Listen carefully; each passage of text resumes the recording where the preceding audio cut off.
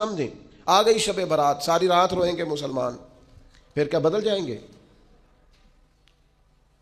پھر سویرے جھوٹ ختم ہوگا معاشرے سے، لاکھوں جو اکٹھے ہو کے ایک جگہ پہ توبہ کریں گے تو کیا پھر ملاوٹیں ختم ہو جائیں گی، رشوتیں ختم ہو جائیں گی، بددیانتیاں ختم ہو جائیں گی، ماں باپ کی نافرمانیاں ختم ہو جائیں گی؟ کیا معنی ہے رونے کا؟ توبہ کا معنی کیا ہے؟ او بھائی، مزاج کو سمجھیں، دین کی حقیقت کو سمجھیں۔ توبہ جب آپ کریں گے تو اس کے لیے ضروریات کیا ہے؟ سب سے پہلی بات تو یہ ہے کہ توبہ کرنے کے لیے ندامت کی ضرورت ہوتی ہے۔ نبی اکرم صلی اللہ تعالی علیہ وسلم نے ارشاد فرمایا، یہ احمد بن حنبل میں بھی حدیث ہے، مسند امام احمد بن حنبل میں، ابن ماجہ میں، دیگر کتب حدیث میں بھی محبوب نے فرمایا، ندامت کا نام توبہ ہے، شرمندگی کا نام توبہ ہے، غلطی کر کے احساس ہو جانے کا نام ہے۔ اور جن لوگوں میں احساس نہیں، ان کی کوئی توبہ نہیں۔ مجھے یاد تو نہیں جی کبھی کسی کا دل دکھایا ہو، مجھے یاد تو نہیں کبھی کسی کا برا چاہا ہو، مجھے یاد تو نہیں کبھی کسی کا نقصان کیا ہو، پر میں اللہ کی بارگاہ میں توبہ کرتا ہوں۔ بھئی آپ پاک صاف اتنے ہیں تو توبہ کس بات کی؟ آپ میں جب ندامت ہی نہیں پیدا ہو رہی، آپ گناہ کو گناہ ہی تسلیم نہیں کر رہے، اپنی غلطی نہیں مان رہے، تو توبہ کاہے کی؟ تو توبہ کرنے سے پہلے احساس پیدا کرنا، ندامت پیدا کرنا، شرمندگی دل میں پیدا ہونا، یہ تو پہلی سیڑھی ہے۔ اور اگر یہ سیڑھی حاصل نہیں ہے تو پھر توبہ انسان کو میسر آ سکتی؟ حضرت عمر فاروق رضی اللہ تعالیٰ عنہ ارشاد فرمایا کرتے تھے، جو لوگ زیادہ کثرت سے توبہ کرنے والے ہیں، استغفار کرنے والے، ان کے پاس بیٹھا کرو، ان کے دل نرم ہوتے ہیں، ان کی صحبت اختیار کیا کرو، مزاج کے نرم ہوتے۔ کیوں؟ کہ ان کے اندر احساس ہوتا ہے ہم سے غلطی ہو گئی، انہیں خیال آتا ہے۔ آج ہمارا سب سے بڑا مسئلہ یہ ہے کہ ہمیں احساس ہی نہیں اپنی غلطیوں کا۔ مومن کی شان یہ ہے کہ وہ رائی کے دانے کے برابر کبھی غلطی کرے تو اسے پہاڑ محسوس ہوتی ہے، اوہ مجھ سے تو بڑا گناہ ہو گیا۔ اور منافق کی علامت یہ ہوتی ہے کہ پہاڑ کے برابر گناہ کرتا ہے تو رائی سمجھتا ہے، کہتا ہے کچھ بھی نہیں، ساری دنیا نہیں کرتی، پھر کیا ہو گیا؟ ہو جاتا ہے انسان نہیں۔ مومن ڈرتا ہے، احساس سے ندامت ہر وقت اسے بے چین رکھتا ہے۔ اللہ کے بندے ہمیشہ ندامت کے ساتھ رہتے ہیں۔ دلوں میں احساس تو پیدا کریں، طبیعت تو ہو یار کہ مجھ سے غلطی ہوئی ہے۔ سیدہ عائشہ صدیقہ فرماتی ہیں، حضور نے فرمایا جو بندہ اعتراف کرتا ہے نا، مالک مجھ سے غلطی ہو گئی، اعتراف گناہ کر کے معافی مانگتا ہے، تاب اللہ علیہ، اللہ اس کی توبہ کو قبول فرما لیتا ہے۔ اعتراف ہی نہیں، ہم نے جرم کیا ہی کوئی نہیں، ہمارے اندر کوئی غلطی ہے ہی نہیں سرے سے۔ جب ہم یہ ماننے کو تیار نہیں تو پھر مجھے بتائیے معنی کیا ہوا؟ اور دوسری بات قرآن نے کہی، وَأَصْلَحُوا، پھر وہ اپنی اصلاح بھی کرے، پھر گناہ چھوڑ دے جس سے توبہ کی، پھر دوبارہ اس خطا کے پاس نہ جائے، پکا ارادہ تو کرے کہ آج کے بعد دوبارہ یہ جرم نہیں کرنا، لیکن توبہ بھی خوب کی، شب برات کی ساری رات روئے، عمرہ بھی بہت کثرت سے کیا، وہاں جا کے بھی بڑی معافیاں مانگی، لیکن واپس آ کے وہ گناہ چھوڑا ہی نہیں۔ وہ جس غلطی کی توبہ کی تھی اس کی اصلاح ہی نہیں کی، اپنے آپ کو بدلا ہی نہیں۔ تو بھائی بچہ چھٹیاں کر کے آتا ہے، استاد کہتا ہے میں تمہیں کلاس میں نہیں رکھوں گا، یہاں سے نکل جاؤ، تو وہ طالب علم کہتا ہے کہ استاد جی آئندہ چھٹی نہیں کروں گا، آئندہ چھٹی مجھے معاف کر دیں، میں آئندہ غیر حاضری۔ یہ کیا ہے؟ یہ اس کی توبہ ہے۔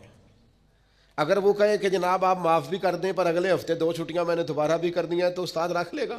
تو اسے کہیں گے تو فارغ ہے۔ وہ یقین دلاتا ہے، پھر اپنی اماں سے سفارش کراتا ہے، فون کراتا ہے، ابا جی کا فون کراتا ہے، گھر سے وہ کسی سفارشی کو لاتا ہے، کہتا ہے جناب یہ مہربانی کریں، یہ میں ان کو ساتھ لایا ہوں، میں آئندہ چھٹی، غلطی ہو گئی، بھول گیا تھا۔ وہ بار بار کہتا ہے جی آج کے بعد ہوا تو جو مرضی کر لیجئے گا، آج کے بعد اگر غلطی ہوئی تو پھر آپ جو مرضی فیصلہ کیجئے گا۔ یہ غلطی آئندہ نہ کرنے کا ارادہ توبہ ہے۔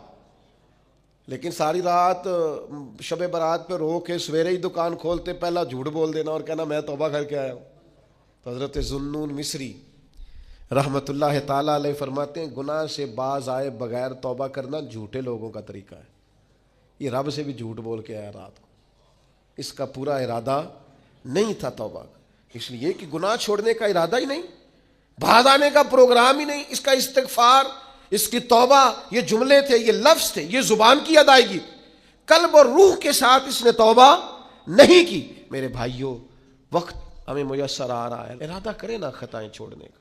اب کتنی دیر تک بہت سارے حالات بدل گئے، عمریں بڑھ گئیں، بات آگے نکل گئی. امام غزالی فرماتے ہیں جس کی عمر 40 سال ہو گئی اور ابھی بھی وہ گناہ سے باز نہیں آیا، اس کا مطلب یہ ہے کہ وہ اپنے لیے جہنم کا فیصلہ کر چکا ہے. معاذ اللہ، اس نے ارادہ کر لیا ہے کہ جانا ہی گویا دوزخ میں، اللہ کی نافرمانی پر کمر بستہ ہو گیا. تو دوسری شرط یہ ہے کہ ارادہ کیا جائے کہ میں آج کے بعد یہ والا عمل نہیں کروں گا.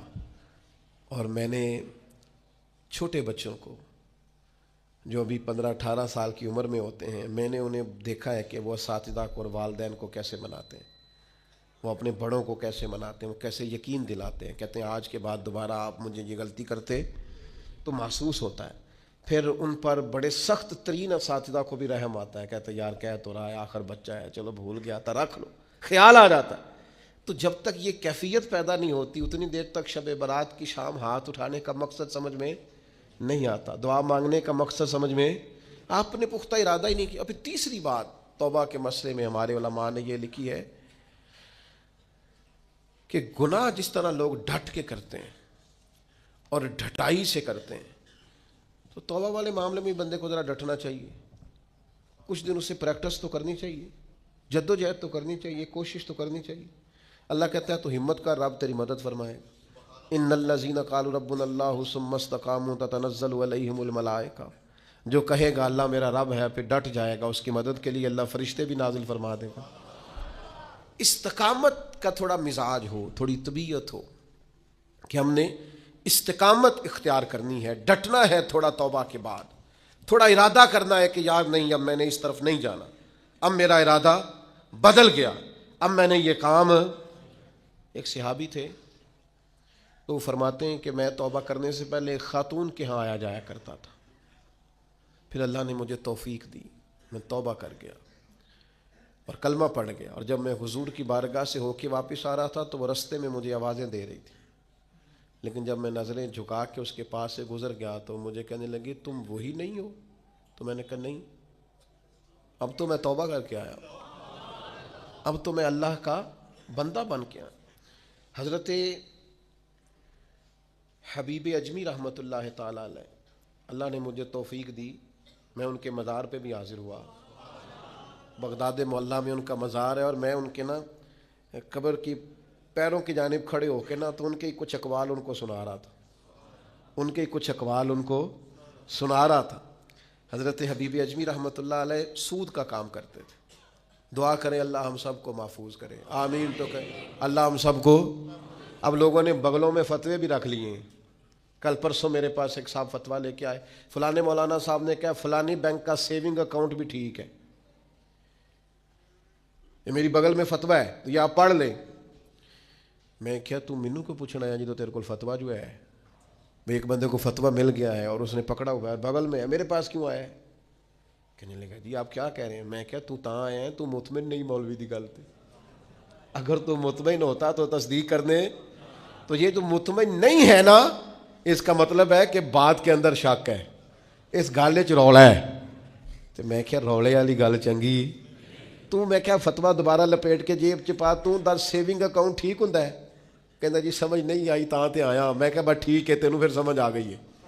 جیڑی سمجھ نہیں نہ آئی ہے تو مطلب یہ سمجھ آ گئی، یہ سمجھ لے. آپ چھوڑیں، میں کسی کا نام نہیں لیتا، کوئی بات نہیں کرتا.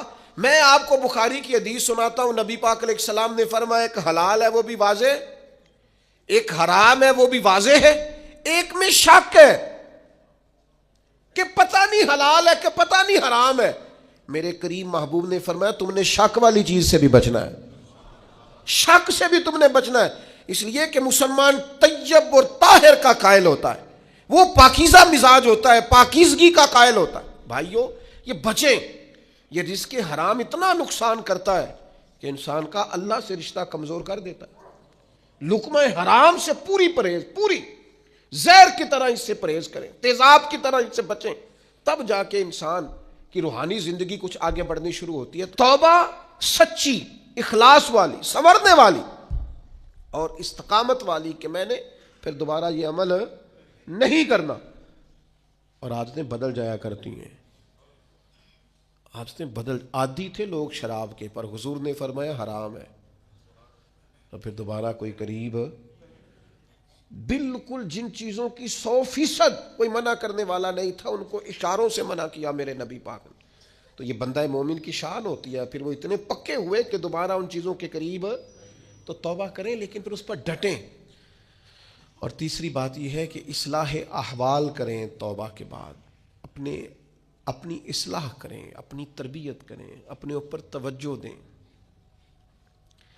ڈاکٹر 2 قسم کے چارٹ دیتے ہیں مریض کو، ایک یہ کہ یہ چیزیں نہیں کھانی، اور ایک یہ کہ یہ والی آپ نے کھانی ہے. یہ آپ کے لیے، وہ کہتے ہیں تم نے تلی چیز نہیں کھانی، تم نے تیزابیت والی نہیں کھانی، آئلی چیزیں نہیں کھانی، اور سلاد ضرور کھانا ہے، پھل کا استعمال ضرور کرنا ہے. یہ کیوں بتاتے ہیں کہ اگر آپ کو ساری چیزیں چھوڑ دیں گے تو پھر جسم کے اندر طاقت موجود نہیں رہے گی. کچھ آپ کو وہ چھوڑنی ہے جو نقصان دیتی، لیکن وہ کھانی ہے جو جسم کو طاقت ور کر. اصلاح احوال کا معنی یہ کہ یہ گناہ چھوڑ دیں اور اس کے ساتھ یہ والی نیکیاں کریں. سویرے اٹھ کے نفل پڑھیں، دن میں قرآن مجید پڑھیں، استغفار پڑھیں، درود پاک پڑھیں، غریب کی مدد کریں، ماں باپ کی خدمت کریں، جو آپ کے ذمہ حقوق العباد ہے ان کو صحیح کر کے ادا کریں. اپنی زندگی کے اندر بہتر تبدیلیاں لائیں، اپنے آپ کو بدلیں. اور نوجوانوں سے کہوں گا سونا ذرا کم کریں، آرام پسندی اور وجود کی آرام طلبی سے باہر نہیں، آپ ضائع ہو جائیں گے. تھوڑی مشقت کریں، تھوڑا کم سونے کا مزاج بنائیں، کم کھانے کا مزاج بنائیں، کم بولنے کا مزاج بنائیں. اصلاح احوال کے لیے ضروری ہے کہ ہم تھوڑی سی لذات کو ایک ایک کر کے کم کرنا شروع کریں تاکہ ہماری روحانی زندگی مضبوط ہونے لگے. پھر میرے بھائیوں، توبہ کے لیے ایک بڑا لازمی اور بڑا اہم اور بڑا بنیادی نقطہ یہ ہے کہ کچھ کام ایسے ہوتے ہیں جو اس نقطے کے بغیر ہو ہی نہیں سکتے. وہ نقطہ کیا ہے؟ وَاعْتَصِمُوا بِاللَّهِ، اللہ کے ساتھ تعلق کو مضبوط کریں، اللہ کے ساتھ تعلق کو. حضرت رابعہ بصریہ فرماتی تھی میرے دل میں خیال، مجھے پتہ چل جاتا ہے کہ میرا رابعہ مجھ سے راضی ہے کہ ناراض. نے کہا آپ کو کیسے پتہ چلتا ہے؟ فرمایا جب سویرے مجھے توفیق دیتا ہے نا اٹھ کے مصلی بچھا لے تو میں سمجھ جاتی ہوں آج بڑا راضی ہے. اور جب میں جاگ بھی رہی ہوں اور پھر بھی میری نماز رہ جائے تو لگتا ہے کہ وہ ناراض ہو گیا ہے. بے توفیقی سے بڑی انسان کے لیے محرومی کوئی نہیں ہوتی. اللہ تعالیٰ جب کسی سے ناراض ہوتا ہے تو بعضوں کا سرمایہ نہیں چھینتا، سجدوں کی لذت لے جاتا ہے. لوگوں کے پاس ہر چیز ہوتی ہے لیکن بندگی کا موقع نہیں ہوتا. وَاعْتَصِمُوا بِاللَّهِ، سب کے لیے ٹائم ہو، اور اگر بندے کے پاس سجدہ کرنے کو ٹائم ہی نہ ہو، دیر تک دعا مانگنے کو ٹائم ہی نہ ہو. ایک دن بیمار نہیں ہوئی حضرت رابعہ بصریہ تو کہنے لگی مالک تو ناراض تو نہیں ہو گیا؟ تو مجھے بیمار کرتا ہے تو میں تجھے یاد بڑا کرتی ہوں، میرا نفس کمزور پڑ جاتا ہے، گناہ کی طرف نہیں جاتا، میں ذرا بیمار رہتی ہوں تو ٹھیک رہتی ہوں، مہربانی کر تو میرے اوپر وہ سارا بوجھ ڈال جس سے میرا نفس کمزور رہے اور تیری بات. وَاعْتَصِمُوا بِاللَّهِ، لمبی لمبی دعائیں مانگا کریں، دیر تک اپنے رب کے حضور حاضر رہا کریں. بندوں کو 10-15 منٹ بات سنائیں تو وہ اکتانے لگ جاتے ہیں. وہ کہتے ہیں میں نے سن لیا ہے جو آپ نے کہا، مجھے سمجھ آ گئی، آپ بس کریں. آپ وہ قریب ہے. وہ کہتا ہے نہ تمہارے رب کو اونگ آتی ہے نہ نیند آتی. جس وقت بھی دعا مانگو وہ قبول کرتا ہے. اپنا تعلق اللہ رسول کے ساتھ مضبوط کریں. میں اپنے دوستوں سے اکثر کہتا ہوں ہر چیز کمزور ہو جائے تمہارا مصلی نہیں کمزور ہونا چاہیے. یہ شعبان، یہ رمضان، یہ مصلی بچھانے کے مہینے. مصلی، مجھے اہل عرب کی یہ عادت بڑی اچھی لگتی ہے کہ ان کی گاڑیوں میں بھی قرآن مجید موجود ہوتا ہے اور مصلی موجود ہوتا ہے. ہر جگہ نماز کا اہتمام، قرآن کا اہتمام، اس کو اپنی زندگی میں لاگو کریں. میری آپ سے اپیل رہے گی کہ خدا را اب ہم بس کریں، بڑی ہو گئی دنیا داری، اور یہ جو ہم نے چاروں جانب جال بچھایا ہوا ہے نا، اس کو بھی راضی رکھا ہوا ہے، اس کو بھی راضی رکھا ہوا ہے، اس سے بھی تعلق بنا ہوا ہے. یہ بڑا کمزور جال ہے، 1 منٹ میں ٹوٹ جائے گا. لوگ کوئی نہیں لمبا چلتے کسی کے ساتھ، آرزویں بدل جاتی ہیں، تعلقات بدل جاتے ہیں، کچھ بھی نہیں ہوتا، کوئی نہیں لمبا چلتے. میں ایک جگہ بیان کرنے کے لیے گیا تو میں رو پڑا.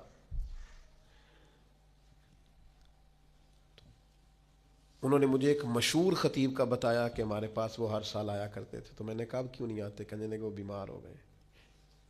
میں نے کہا دوبارہ کبھی پتہ لینے گئے ہو؟ کہا نہیں. اور میں نے کہا بیچارہ بیمار ہوا ہے، تم نے تو زندگی میں ہی چھوڑ دیا، مرنے کے بعد کیا حال ہوگا. لوگوں کو تو اس شہرت سے اور اس واہ واہ سے دلچسپی ہوتی ہے، وہ چمکتے ہوئے آفتاب سے. کبھی سورج ڈوب جائے تو کوئی یاد کرتا ہے اسے، کبھی چاند چلا جائے تو کوئی یاد کرتا ہے. او پیاں دس دیاں قبراں جنہاں تے پھل پے، ادھروں کوئی نہیں جے آمدہ تے ادھروں لکھاں گئے. ایک بزرگ اپنے بیٹے کے ساتھ قبرستان گئے تو ایک پرانی قبر پہ بیٹھ گئے اور بیٹھ کے رونا شروع کر دیا. پرانی قبر تھی، ٹوٹی ہوئی تھی. کہنے لگا ابا جی کیا ہوا، آپ کیوں رو رہے ہیں؟ تو بزرگ تھے نا، اہل معرفت میں سے تھے. کہنے لگے پتر کچھ نہیں نا، تو 25 سال سے میں آ رہا ہوں، اس قبر پر میں نے کبھی مٹی ڈلی ہوئی نہیں دیکھی، اس پر کبھی کسی کو پھول ڈالتے نہیں دیکھا، کبھی نہیں دیکھا کوئی اس قبر کے پیروں کی جانب کھڑا ہو کے فاتحہ پڑھ رہا، کبھی نہیں دیکھا تو یہاں آیا ہو. تو لوگ تو کہنے لگے 20-25 سال تو مجھے بیت گئے. ان کا بیٹا مجھے بتانے لگا کہ ابا جی بڑا روئے. والد صاحب کہنے لگے کہ پتہ نہیں ہمارے ساتھ کیا ہونے والا ہے، آتے ہی نہیں لوگ، بھول گئے. آپ چلے جائیں قبرستان میں، کئی قبریں شکوہ کریں گی کہ کوئی نہیں آیا. زمانہ بر مزار ماں غریباں، یہ جہانگیر کی قبر پہ لکھا ہے کہ میں غریب ہوں، میری قبر پہ تو بلبل بھی کوئی نہیں آتی. کوئی بلبل ہی گیت سنا جائے آ کے، کوئی پروانہ ہی نہیں آتا. لیکن بادشاہاں نہ امیراں دے دیوے بل دے صدا فقیراں دے. وہ حضرت پیر میر علی شاہ پاک پتن گئے تو نعرے بڑے لگ رہے تھے بابا صاحب کے. تو کہا یہ کیا ہے؟ فرمایا قرآن سچا ہو رہا ہے. رب نے کہا تھا فاذکرونی اذکرکم، مجھے یاد کرنا میں تمہیں یاد کروں. فرید نے ساری زندگی اللہ اللہ کی ہے، اب دنیا دیکھو ان کو یاد کر رہی. تو میرے بھائیوں، ہم نے توبہ کرنی ہے، لیکن پھر سنورنا ہے، پھر اخلاص پیدا کرنا ہے، پھر اللہ سے جڑنا ہے، پھر اپنے معاملات کو درست کرنا ہے. اللہ تعالی ہمیں سمجھنے کی توفیق دے.